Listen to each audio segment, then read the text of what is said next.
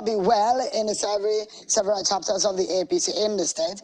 Tonight we have the spokesperson of the APC, Mr. Felix Moka, who joins us from our Lagos studio. Thank you so much, Mr. Moka, for your time tonight. Give us an understanding, and I guess it would be good for us to begin in Imo State. The Supreme Court judgment, which declared Mr.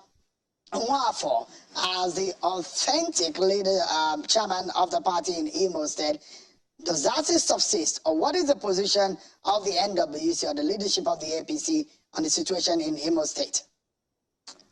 Thank you so much for having me.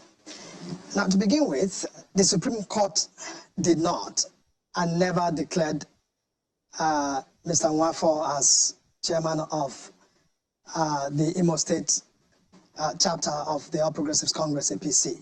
That I think is just one of the misreading, if you will, of that decision of the Supreme Court.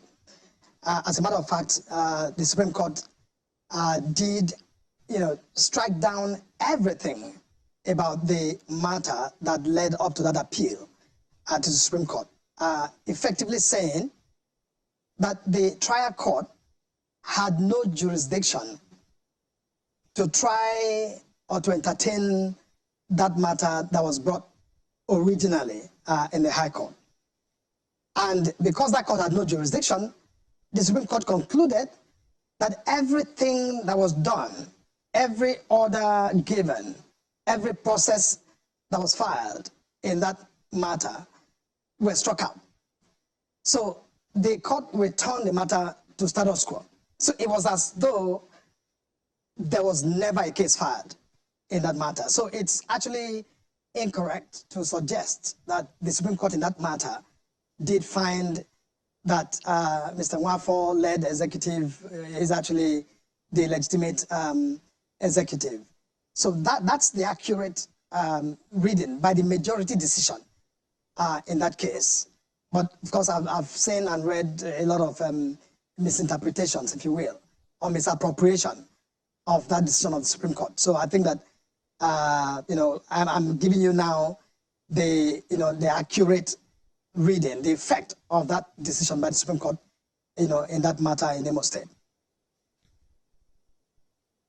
So what is the true position of things now from the purview of the NWC? Who is the leadership, authentic leadership of the APC in Imo State?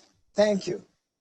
Yes, the Macdonald Ebere-led executive committee in Imo State is the legal, legitimate, and authentic structure of the party in the state.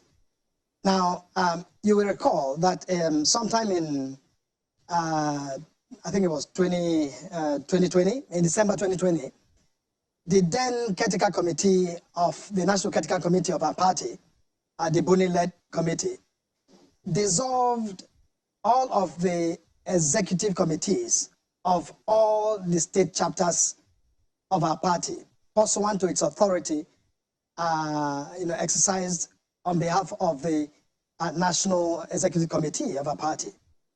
By that action, all of the executive committees of APC across the country, including Imo State, were dissolved by the caretaker committee. And in their place, caretaker committees were set up for each of the chapters of our party, including Imo State. So, meaning that as of 2020, the pre-existing committee was dissolved and a caretaker committee appointed. And then, of course, we had the Congress we had in 2021 across the country that produced a new executive committee in Imo State, just like, we also had new executive committees in all of the other states in the country. So that new committee that was elected in 2021 is the one led by the Macdonald Ebere committee in Imo State. So that is the authentic structure, and that committee was duly inaugurated by the party. So there's really no controversy. And the effect of the Supreme Court, like I said, was to completely, nullify every action, every decision that was taken by the High Court in that matter because that court, according to the Supreme Court, lacked the jurisdictional competence to have entertained the matter in the first place. So it's as though that case never was.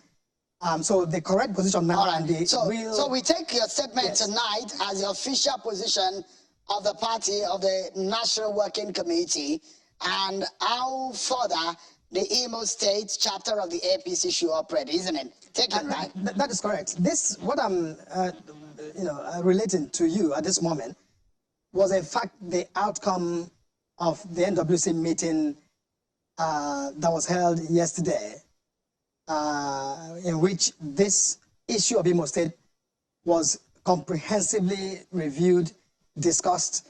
The findings that I've just related were made, and the decision also that I've just related was also made, which is that the Macdonald Ebere-led executive committee is the legitimate, the legal, and the, if you will, the authentic structure of the party in that state. So I think with that, I think we expect that our members in Imo State will follow this position and leave the controversy behind. So, quickly, let's touch on Akwa Ibom State. Your party is at the risk of not having any candidate for the governorship in Akwa Ibom State, just like we saw in Zamfara State at the other time.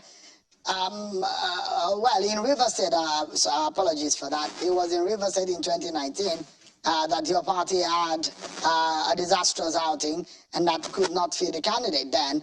So what is happening in Akwa Ibom, and how are you hoping to arrest the situation, or all hope is lost? No, there's no, as far as we're concerned, we do not have any problems really in Akwa Ibom State. Yes, there's been a lot of discussion about this in the media, especially as instigated by the resident electoral commissioner, Mr. Mike Guinea, who has simply abandoned his responsibility as an INEC commissioner to become completely partisan. He's acted very aberrantly in his expressions and his representations. Now, we are a political party. Our duty is to conduct our primaries and to submit the list of our candidates to INEC. INEC's duty is to receive them and actually do what the law requires it to do, which is to put them forward. Now, look, if anyone has any... but the question is, if maybe you did not do your primaries according to the rules and guidelines of INEC. Look, because those are some of the issues that have been raised. Correct. Those are the issues in discussion. But that is not the case. We have, followed and complied with all of the requirements that we are obligated to follow and have made those submissions. Now, at this point, anyone who has any misgivings or who disagrees with or has, feels, in any way shortchanged by what's been done, of course, has a right to approach the courts, for redress. But it's not up to an INEC commissioner in the state to determine, just by fiat, that certain primaries did not comply. That, and by the way, we have not been notified officially by INEC that any of the candidates that we have submitted in Akwa Ibom or elsewhere, have fallen short of the legal process, or the guidelines of INEC. We haven't received. Let me try the last question, and we just have about 60 seconds to close, Mr. Moka, if you can help on that. We assume that the name of Mr. Masari, who has been submitted to INEC as a running mate to Mr. Bola Tinubu, the presidential candidate of your party, is assumed that he's a placeholder, is holding it momentarily until your party have a permanent name. That's what we assume, because the candidate himself has said that he's still searching for a running mate. Give us an understanding of what is happening as far as the certificate is concerned. Some of your supporters are worried about the issue of certificate of your candidate, the Bola Tinubu, the former governor of Lagos State. Are you hoping to resolve that? What is your party telling Nigerians on this matter? Look, our candidate is working very hard to make, that nomination. and nominate someone, who brings a lot of integrity and value to the ticket. Now, that's a decision that, can't be made lightly. And he's taking his time and, consulting widely to ensure that eventually he makes the right call. As for other, matters relating to documentation and all of that, that I think is a matter for the candidate to deal with INEC. And I'm not going to, go into that because I'm not able to speak for the candidate on that, very personal documentation matters. But I think that the candidate is doing everything to have this nomination closed, properly in the best interest of the party. All right. Thank you so much, Mr. Felix Moka, the national spokesperson of the APC. Thank you so much indeed for clarifying these issues for us. Sure.